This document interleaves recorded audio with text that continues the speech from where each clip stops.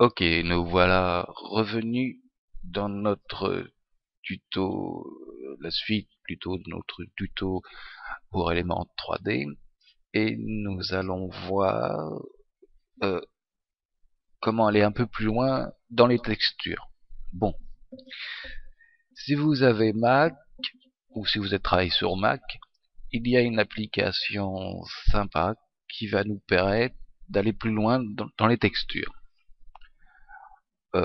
Au lieu d'avoir une simple image, on va pouvoir faire des normales, des diffuses, des spéculars, et ainsi enrichir, excusez-moi, enrichir un peu l'aspect de nos vaisseaux, avoir quelque chose de plus esthétique.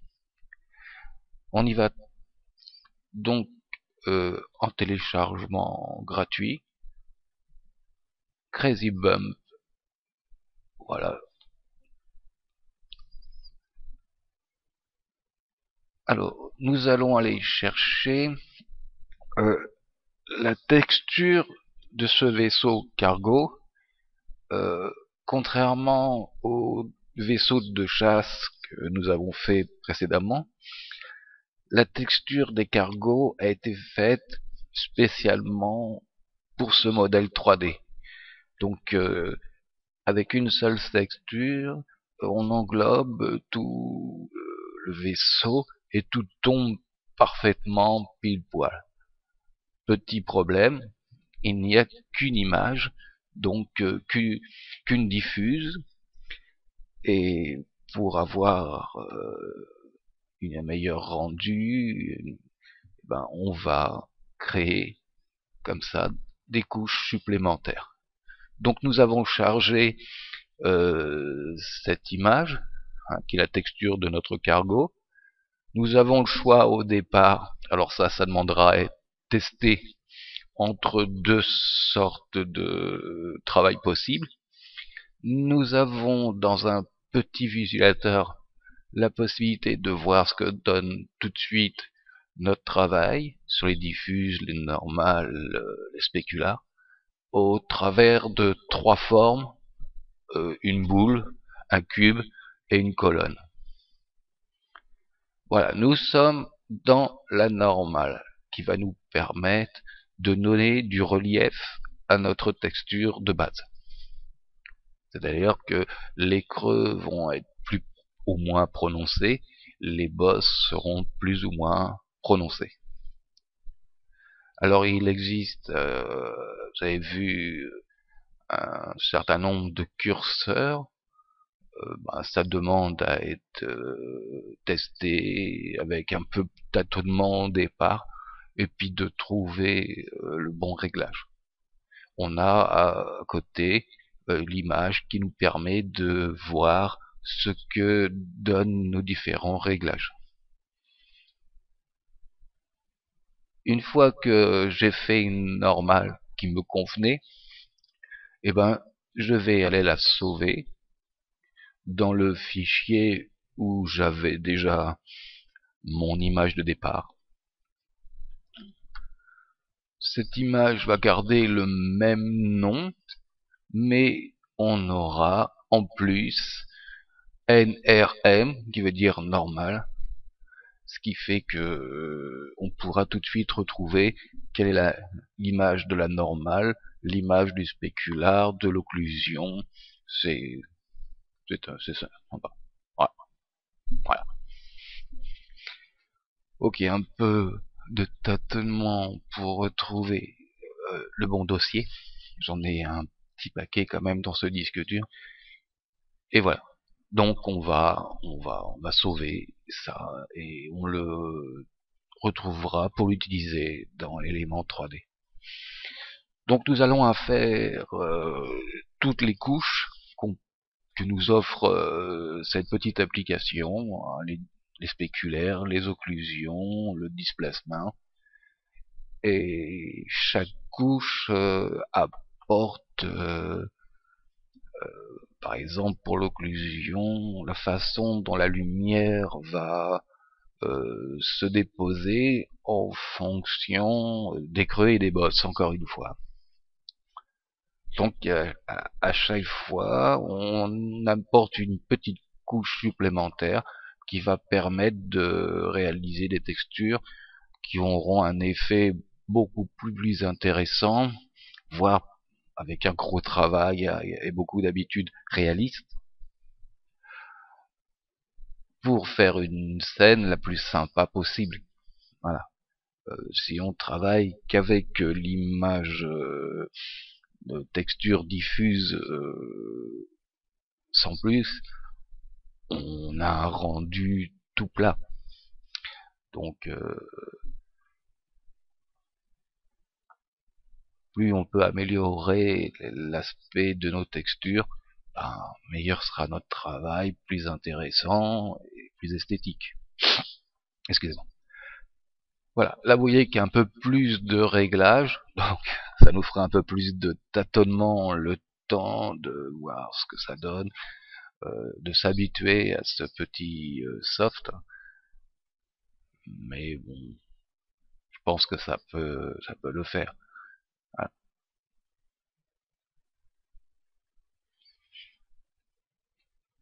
Bon ben voilà, on voit à peu près ce que ça donne. On peut choisir de voir l'ensemble des couches, ou les couches séparément, ou certaines couches avec d'autres.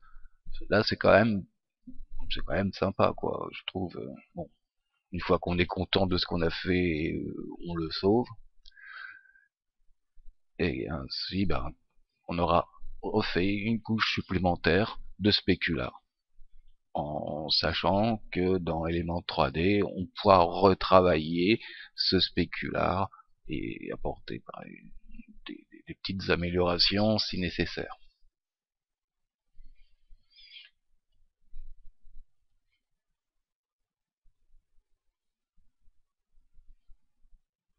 Voilà, donc la diffuse, on peut la retravailler un peu. Euh, bon, c'est pour voir ce que nous propose cette petite application sur les diffuses.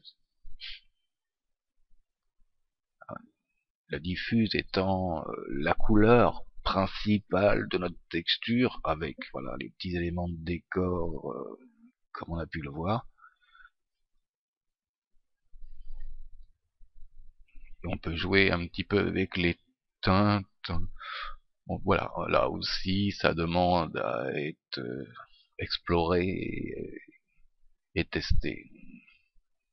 Et puis voir surtout ce que ça redonne quand on est dans Element 3D.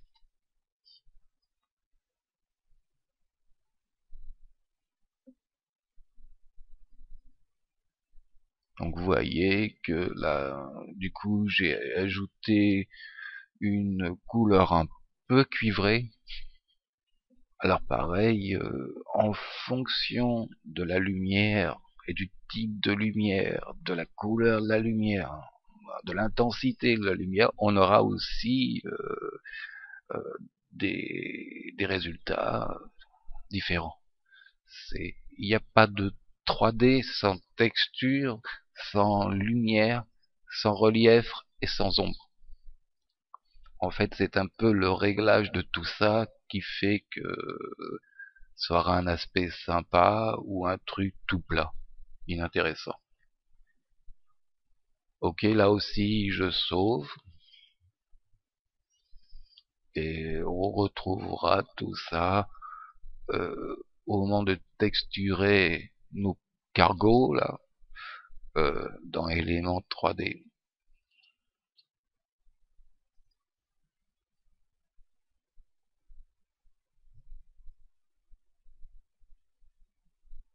Donc toujours le même souci de retrouver mon dossier, voilà qui est fait.